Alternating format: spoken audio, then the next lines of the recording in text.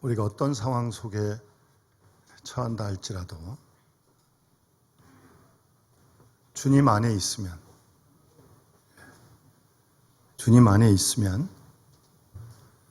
평안할 줄 믿습니다. 걱정할 일이 없고 두려워할 일이 없고 아픈 게 없는 게 아니고요. 그런 건 때를 따라 있어요. 그걸 누가 피할 수 있겠습니까?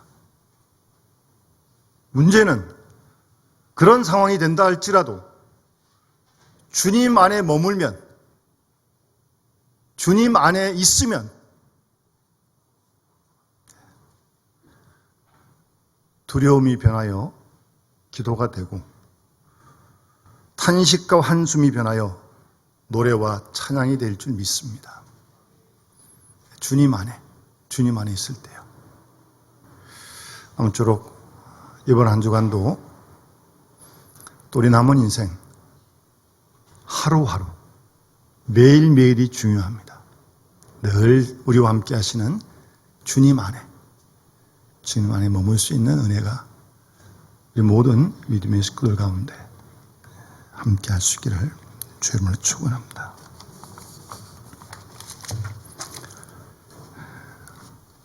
우린 지난 2주간에 걸쳐서 은혜 가운데 우리 교회에 항존직 직분자를 뽑는 선거를 마쳤습니다. 하나님께 감사를 드리고 또 여러 가지로 수고하신 모든 분들께도 감사를 드립니다. 이제 피택되신 분들을 위해서 우리가 함께 기도해 주시고요. 또 피택 받지 못했다 할지라도 우리가 다 하나님의 일꾼 아니겠습니까? 그렇지 않습니까? 피택 받은 분도 일꾼이고 피택 받지 못해도 우리가 일꾼이죠. 하나님의 일꾼이죠. 우리에게 맡기신 귀한 사명을 잘 감당하는 우리 모든 교회 식구들이 될 수 있기를 간절히 소원합니다. 저는 제가 아주 매우 싫어하는 말 가운데 하나가요. 여러분들은 어떠신지 모르겠습니다만 예수 믿어도 성격은 안 바뀐다. 예수 믿고 성격 바뀌면 내 성을 갈겠다. 그게 무슨 말입니까? 예수 믿고도 성격을 바꿀 생각이 없다는 얘기 아닙니까? 어찌 생각하면 그 말은 상당히 불신의 말입니다.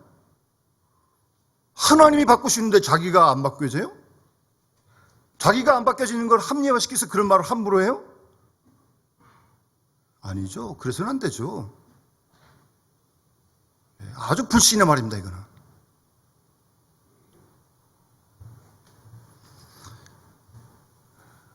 아울러 우리는 우리 스스로에게 한번 이 시간 질문할 수 있기를 바랍니다. 여러분들이 다 예수 믿으시고 신앙생활 하시면서 여러 가지 시간들이 지났는데 사람에 따라 다르겠지만 얼마만큼의 여러분들의 성품의 변화가 일어났는지 다른 사람 먹을 거 없고요. 자신만 보시면 돼요. 하나님이 하시고 여러분 우리 자신을 알 거 아니겠습니까? 예수 믿고 얼마만큼 우리의 성품의 변화가 있는지 말입니다. 물어야 합니다. 정확하게 물어야 합니다. 진단해야 합니다. 중요한 문제이기 때문에 그렇습니다. 우리의 신앙의 본질을 분별할 수 있는 문제이기 때문에 그래요.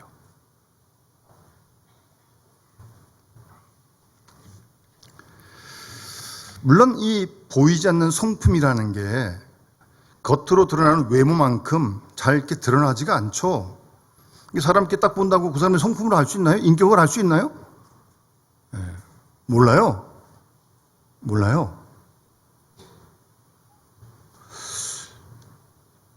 외모만큼 성품이 잘 드러나지 않는다고 해서 오늘날 사람들은 이 성품에 대해서 별로 관심을 갖지 않습니다. 별로 거기에 관심을 기울이지 않아요. 자신에 대해서도 물론 그렇겠죠?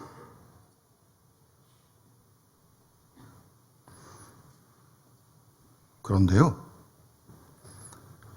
우리가 주위 자녀들에게나 믿음의 식구들에나 안 믿는 주위 사람들에게 선한 영향력을 끼치는 삶을 살기를 원한다면, 여러분 그런 바람이 있습니까? 예? 선한 영향력이요.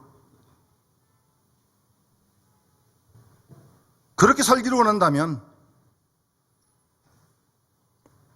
성품에 대한 관심 깊이 가져야 합니다. 왜냐하면 그 성품이라고 하는 것이 하나님의 일꾼의 가장 기본적이고 필수적인 요소이기 때문입니다. 그래서 오늘 제목이 지도자의 기본입니다. 기본. 하나님의 일꾼의 기본. 성품이에요. 성품. 성품이에요.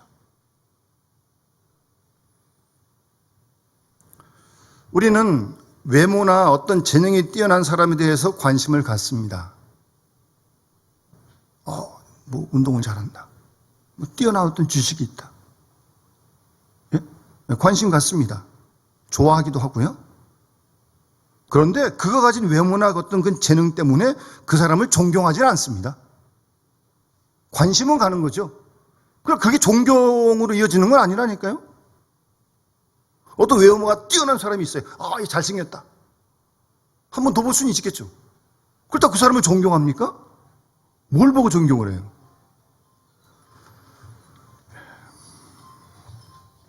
그렇지 않습니다. 그런데 성품이나 인격은 그 사람을 존경하게 하는 이유가 됩니다. 이유가 됩니다. 존경하게 하는 이유가 돼요. 그래서 미국의 작가인 사무엘 스마일즈라고 하는 분은 그의 책 인격론에서 이런 말을 합니다.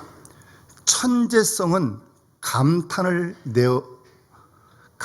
자아내지만, 천재라는 사람 대단하잖아요. 대단하다, 놀랍다. 감탄을 자아내지만 인격은 존경을 불러일으킨다. 예, 인격은 존경을 불러일으킨다. 그런 말을 했습니다. 그래서 사실 우리 성품이라고 하는 것은 우리 인생의 최고의 자산입니다.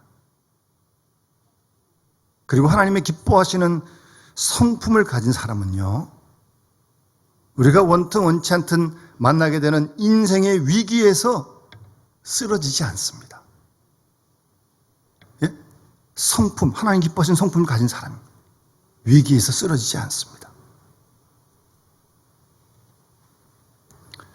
그래서 심지어는 아까 말한 그 미국 작가는 인격이 재산이다.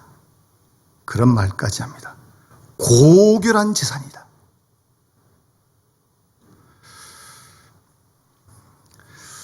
그런데 이게 다가 아니에요. 예? 예. 문제는 이 성품은 하나님께서도 귀하게 여기신다는 거예요. 하나님께서도요.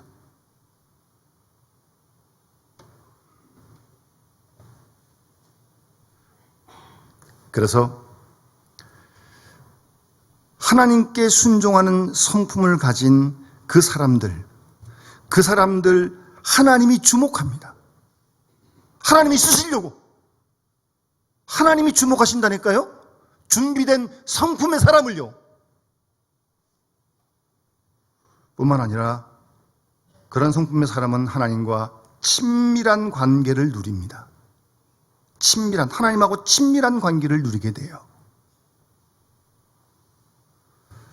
여러분, 우리가 성경 구약성경 보면 사무엘에 다윗이 이스라엘 왕으로 기름 부음을 받지 않습니까?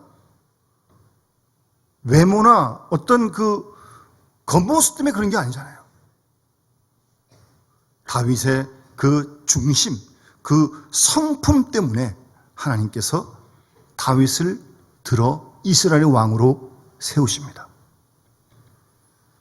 그러니까 이 성품이라고 하는 게 하나님께 얼마나 중요한지를 우리에게 말씀해 주고 있습니다. 뿐만 아니라 하나님 말씀인 성경은 하나님께서 우리의 성품을 변화시키기 위해서 택하셨다고까지 말씀하십니다. 로마서 8장 29절에 보면 하나님이 이미 아신 자들을 또한 그 아들의 형상으로 본받게 하기 위하여 미리 정하셨으니 이는 그로 많은 형제 중에서 맏아들이 되게 하려 하십니다. 하나님의 아들 예수 그리스도의 형상을 본받게 하기 위해서 우리를 택하셨다는 거예요. 구원하셨다는 거예요. 하나님이 그래서 우리를 택하셨는데 하나님의 아들 예수를 본받게 하기 위해서 말입니다. 이 중요한 일을 잃어버리면 어떻게 되겠어요? 큰일이죠. 이건 큰일이에요. 여기 관심도 없다면 더더구나 큰일이고 가장 중요한 일이에요. 기본이라니까 기본. 하나님의 일꾼에 하나님은 택한 주의 백성들 우리 모두를 예수 그리스도의 성품을 담게 만들기 원하십니다. 그게 하나님의 원하심이에요. 바라심이 그렇게 만들어 가십니다. 그러니까 지도자들에게도 이 일이 성품이 인격이 정말 중요한 겁니다. 예? 그래서 조지 바나라고 하는 지도력에 관한 쓴 책에 보면 인격은 리더를 만들거나 부순다. 인격이 성품이요. 리더, 지도자를 만들거나 부순다니까요. 어떤 지도자가 어떤 비전을 제시할 수 있습니다. 그러면 대단하다, 옳다, 뭐 그럴 수는 있어요. 그런데 그런 비전을 제시한 그 지도자가 그 비전을 지탱할 만한 인격과 성품을 가지고 못하고 있다면 어떻게 되겠습니까? 모두가 다 회의적으로 빠지고 마는 겁니다. 예? 비전은 좋은데 그 비전을 지탱할 만한 성품이 인격이 안 된다는 말씀입니다. 얼마나 주위 사람들에게 실망감을 주는데요.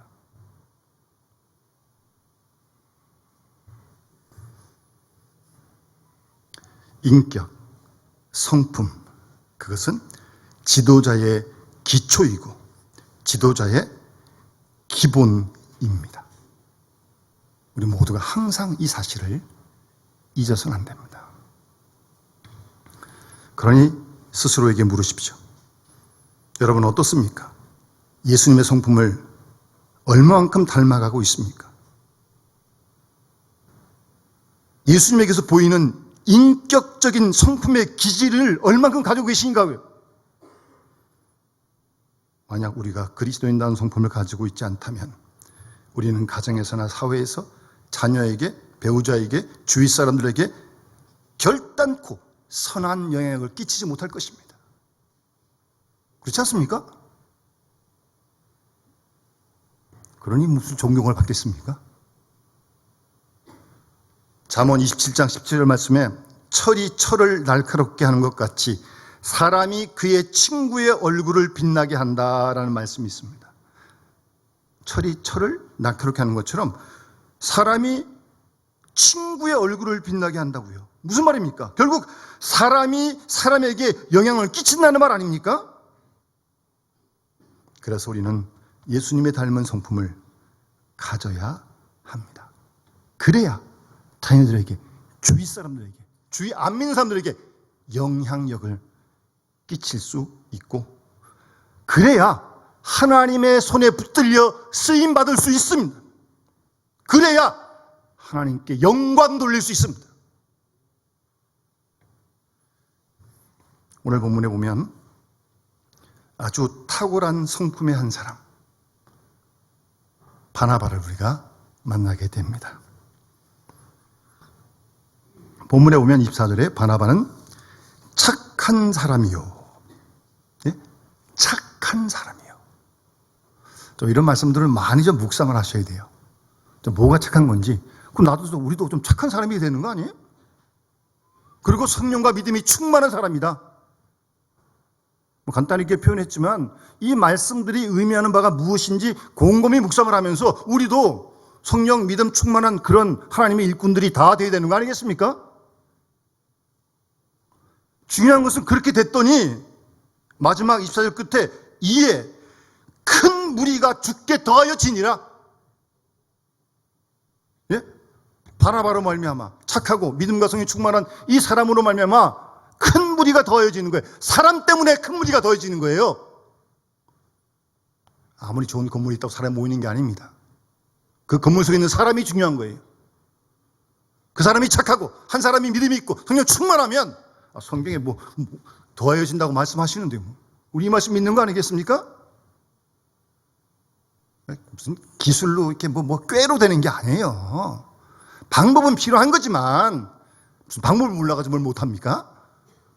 이 말씀대로 우리 모두가 한 사람 한 사람이 착하고 믿음과 성령 충만한 사람 되면 큰 무리가 더해진다고 지금 말씀하시는데 이 역사가 일어날 줄로 믿습니다. 그럼 착한 사람이다. 이 착한 사람이라는 말은요, 어떤 그 바나바의 기질을 말하는 게 아니에요. 기질은 사람마다 다혈질이 있고, 뭐 안 그런 사람이 있고, 뭐 내성적이 있고, 외향적이 있고, 다, 사람 기질은 다 달라요. 근데 그 기질을 뜻하는 말이 아니에요, 이 말은. 바로 바나바의 인격과 성품을 말하는 겁니다.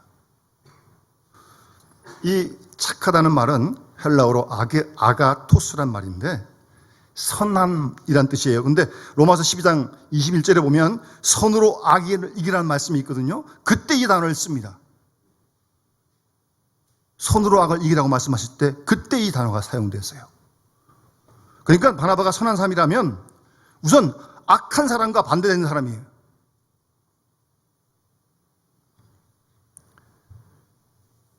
성경에 보면 우리 주님을 향해서도 때로 선한 목자다 그런 표현을 쓰잖아요. 그러니까 우리 주님처럼 선한 사람, 훌륭한 인격과 성품을 가진 사람, 그런 좋은 사람을 말하는 겁니다. 훌륭한 인격과 성품을 가진 사람. 여러분, 누가복음 사도행전을 누가가 썼는데 이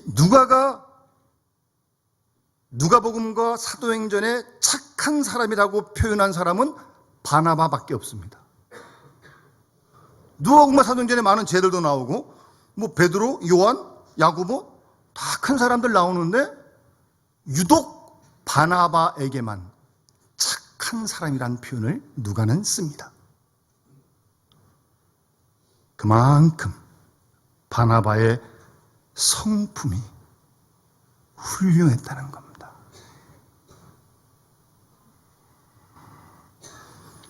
뿐만 아니라 착한 사람, 훌륭한 성품 이어서 나오는 말이 뭐예요? 성령과 믿음이 충만하다 그랬습니다. 성령 충만하다는 말이 무슨 말입니까? 성령 충만하면 다양한 은사가 나타나는데 은사는 다양하기 때문에 다 말할 수는 없고요. 성령 충만하다고 하는 것은 성령의 다스리심에 온전히 따르는 사람이 충만한 사람이에요. 이렇게 성령 우수에 거하시고 우리에게 계속 말씀하시잖아요. 그 성령의 인도하심을 지속적으로 따라가는 사람이 성령 충만한 사람이에요. 그렇게 성령의 인도하심을 계속 받게 되면 어떻게 될까요? 9가지 열매를 맺는 거예요. 사랑과 희락과 화평과 오래 참음과 자비와 양성과 온유와 절제 열매. 이게 다 뭐예요? 성품을 얘기하는 열매 아니에요. 성품. 성령으로 충만하면 이런 성품의 열매가 맺힌다니까요. 과거 70년대 한국교회가 은사운동을 많이 하면서 성령의 사역을 그 은사 쪽에만, 능력 쪽에만, 뭐 귀신 쫓고 뭐 병자 고치고, 물론 성령 하신 일 맞아요. 근데 그것만이 아니에요. 그것과 함께 지속적으로 성령으로 충만하면 이런 9가지 열매가 맺혀지게 돼 있다니까요. 그러니까 너무 한쪽으로 치우친 성령운동을 한때 했었죠. 사역도 중요하고 은사도 중요하고 이런 열매 함께 중요한 거예요.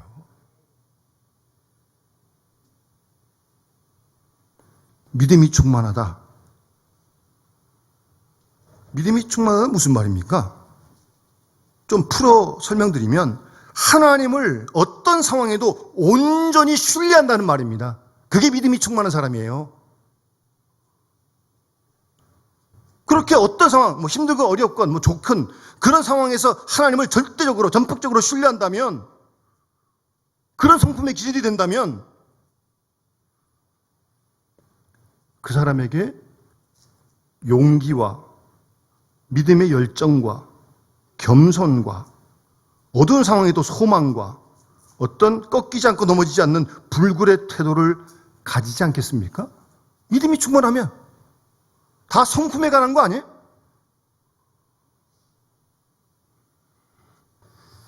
성경에 나온 아브라함, 요셉 다 믿음이 충만한 사람이에요. 그 충만한 믿음이 그들의 삶 속에 탁월한 성품의 사람이 되도록 만드신 거 아니에요? 성경을 잘 보세요. 겉으로만 보지 마시고 입체적으로 좀 보셔야 돼.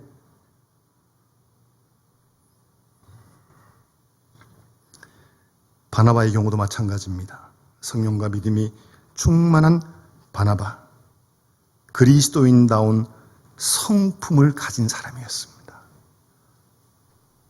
좀 더 확인해 볼까요? 사도행전에 보면 이어서 우리가 앞에서 본 대로도 있고요. 4장에 보면 그 바나바가 자기 밭을 팔아가지고 사도 앞에 갖다 준 거예요. 가난한 사람 나눠주라고. 이타적이고, 예? 이타적이고, 남을 위하고 필요한 사람을 보고 그러한 관대한 성품을 보여주지 않습니까? 마음이 넓고 아주 후덕한 사람이에요. 그런 성품이라고요.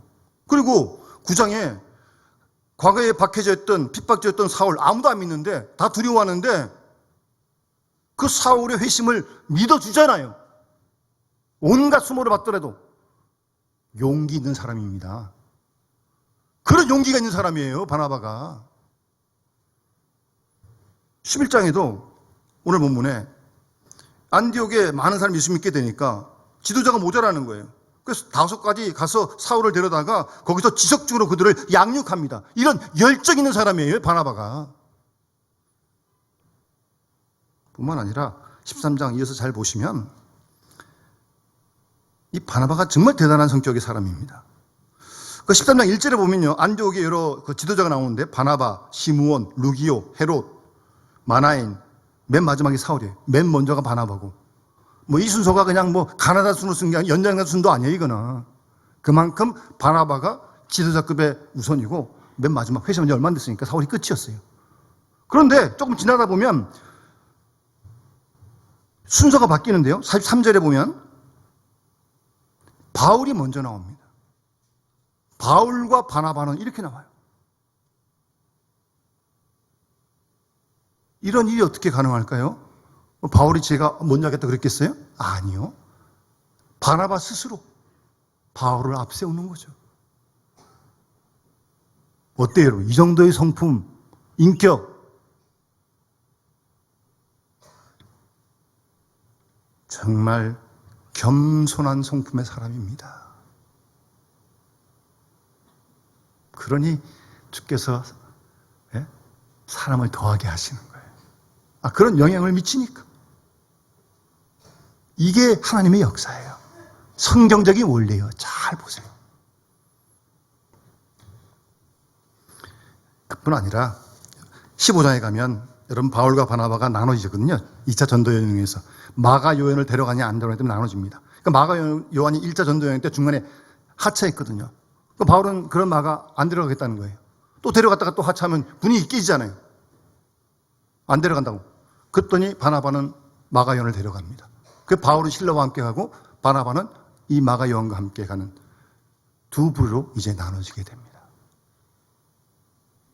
한 번 실수했던 이 마가 요한을 바나바가 기다려주고 믿어주고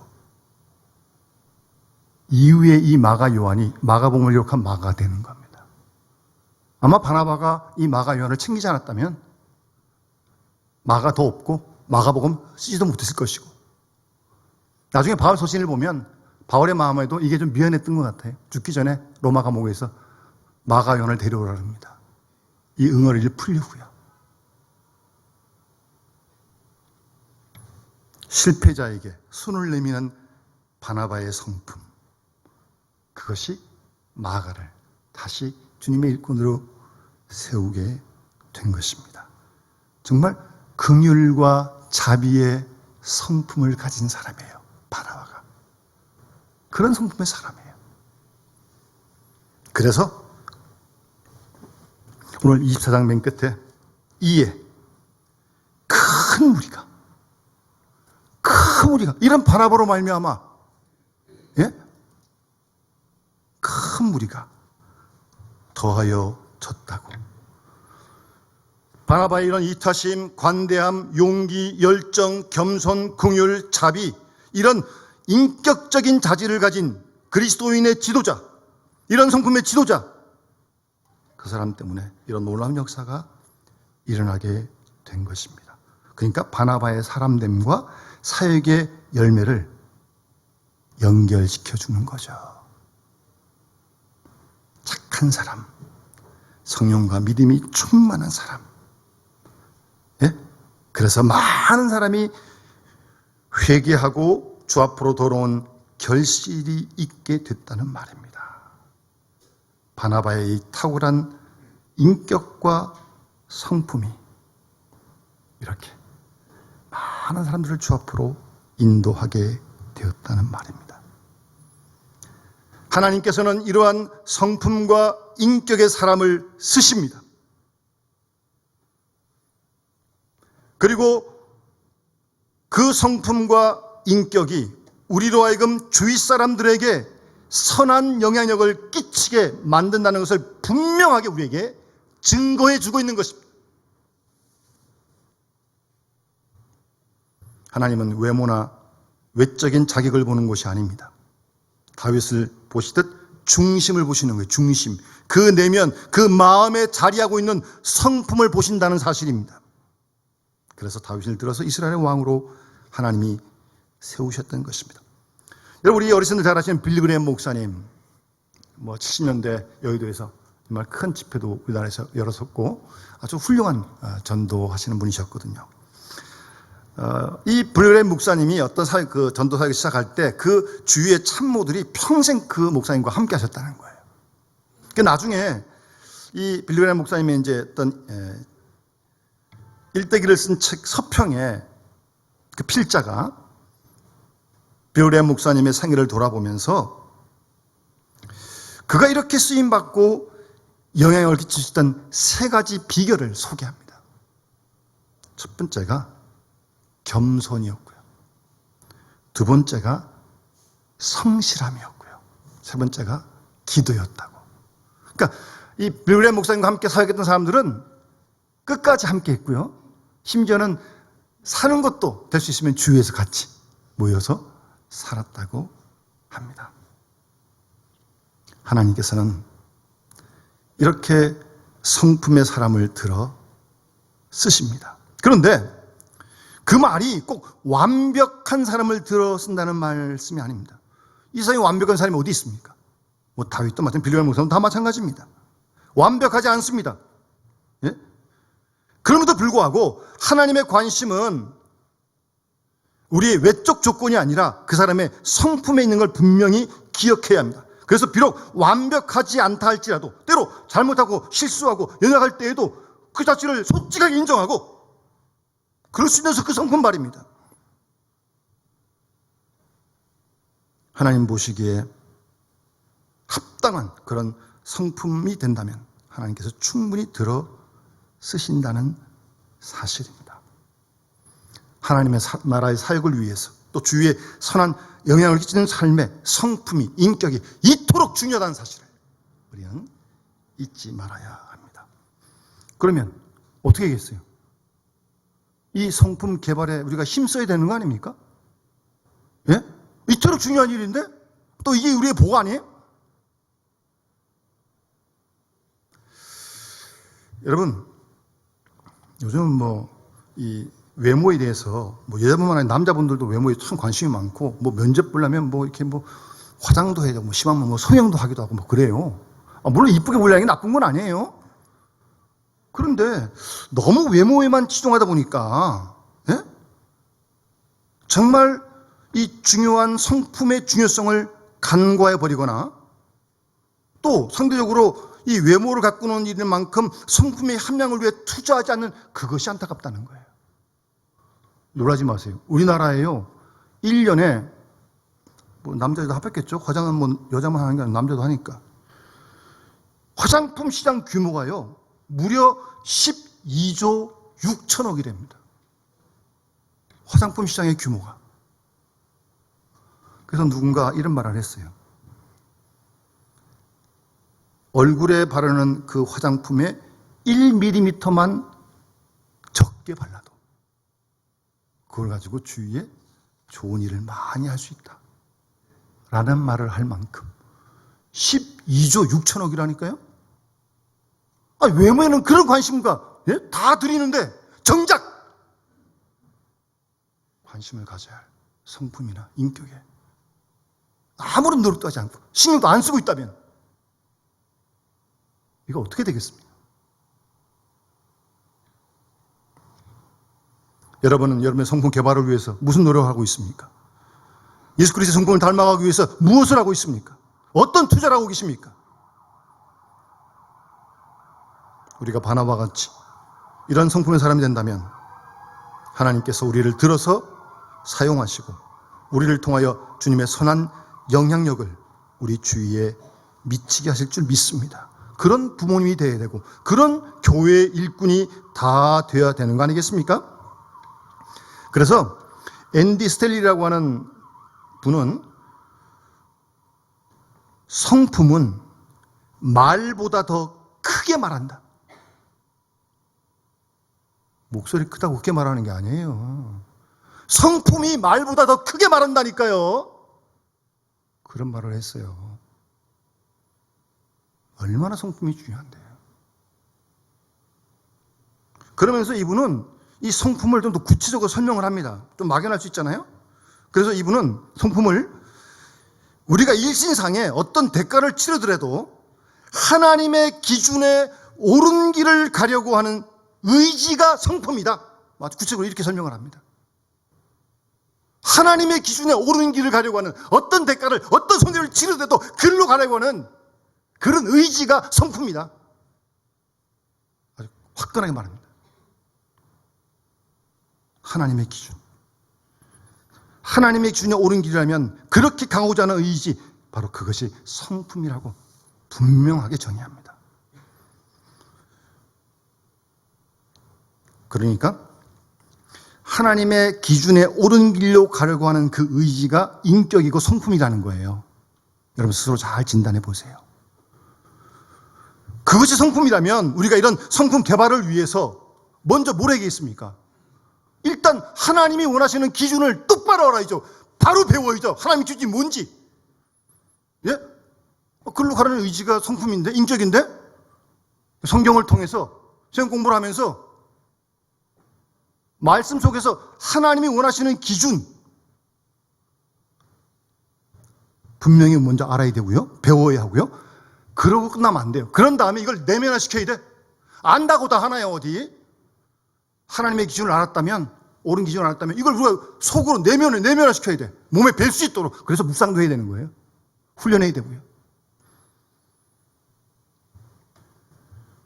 뿐만 아니라 내 속에 이미 들어와 있는 잘못된 것들, 세상의 관습들, 습득된 거짓말들, 나도 모르게 나를 움직이는 세상의 원리들 뽑아내야 됩니다.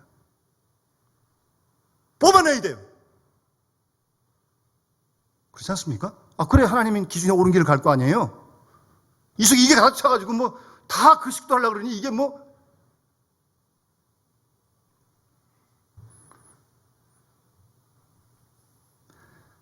하나하나 꼼꼼히 확인하고 내 기준, 내 원리가 하나님의 기준인지 세상의 기준인지, 하나님의 원리인지 세상의 원리인지를 잘 분별을 하고, 예? 정말 성경적인 것인지 잘 평가해서 모든 것들을 하나님의 기준에 옳은 것으로 바꿔야 합니다. 예? 그래야 하나님의 일꾼이 되는 거지. 그래야 성품의 사람으로 영향을 끼칠 수 있는 거지. 이게 안 바뀌는데 뭐, 예? 뭐 안 들키면 괜찮아. 누구는 뭐 그 정도도 하는데 뭐 조심해야 됩니다. 예? 그런 유혹에 넘어가지 마세요. 다 한다고 하는 겁니까? 안 들키면 되는 거예요? 하나님 다 보고 계신데. 뭐 그런 거 건드려가지고 긁어가지고 부서를 만들지 말라고. 예? 좋은 게 좋다고요? 무슨 좋은 게 좋아요? 옳은 게 좋은 거지. 세상의 원리, 하나님의 기준으로 바꾸어 놔야 합니다. 예? 그래서 로마서 12장에 사도 바울이 이 세대를 본받지 말고 마음을 새롭게 깨우는 변화를 받아 하나님의 선하시고 기뻐하시고 온전한 뜻이 무엇인지 분별하라고 그렇게 말씀하시는 거예요. 우리가 이미 세상에 오래 살았기 때문에 나도 모르는 사이에 세상 것들이 많이 들어와 있어요. 원리, 가치, 기준 다. 이거 말씀 보면서 자꾸 이거 씻어내지 않으면 곤란합니다. 아주 곤란합니다. 본인도 불행하고요. 계속해서 이 과정을 계속해서 우리가 바꿔가야 돼. 예? 하나님 원하신 기준으로 우리의 마음이 새롭게 변할 수 있도록 말입니다. 그리고 하나 더 중요한 것은 작은 일부터, 조그만 일부터 하나님의 기준에 옳은 길을 가는 연습을 해야 합니다. 예? 어떤 집사님이 슈퍼 가서 뭘 사왔는데 어서 이렇게 보니까 거스름돈을 좀 더 받았어요. 뭐 많지도 않지만 계산하는 사람 직원이 좀 잘못한 것 같아요. 얼마 안 되니까 뭐 또 자주 가는 거니까 뭐 나중에 가든지 하여튼 뭐. 근데 계속 이 집사님은 마음이 불편해서 안 되겠어요. 그냥 그 자리로 바로 가서 얼마 안 된 돈이지만 자기가 더 받은 거스름돈 다시 돌려주고 그리고 돌아왔어요. 여러분, 작은 일부터 그렇게 할 때 크고 중한 가운데서도 하나님의 기준으로 옳은 걸 선택할 수 있습니다. 작은 거라고 절대 무시하지 마세요. 작은 것부터 하는 훈련을 연습을 해야 됩니다. 그래야 주님을 닮은 성품의 사람으로 변화될 것입니다. 우리 모두 외모보다 성품 개발에 시간과 마음을 투자해야 합니다. 특히 하나님의 일꾼에게 이 건축물의 기초와도 같은 것이에요. 그런 기초에서부터 안정감과 정서적 활력이 나오는 것입니다. 거기서부터 건강한 자존감이 나오는 것입니다. 거기로부터 인생의 참된 성공과 영향력이 나오게 되는 것입니다. 거기서부터 하나님의 미소가 번져나가고 지도력의 높이가 결정되는 것입니다. 우리들의 재능이나 확신 때문에 영향받지 않습니다. 우리 직위나 외적 조건이 사람을 감동시키지 못합니다. 존경심 불러일으키지 못합니다. 주님을 닮은 우리의 성품, 그것이 우리 자녀에게, 우리 주위 사람에게, 교회 식구들에게, 아니 안 믿는 이들에게까지 주님을 닮은 성품이 그들을 변화시키게 될 것입니다. 내 말이 아니고요.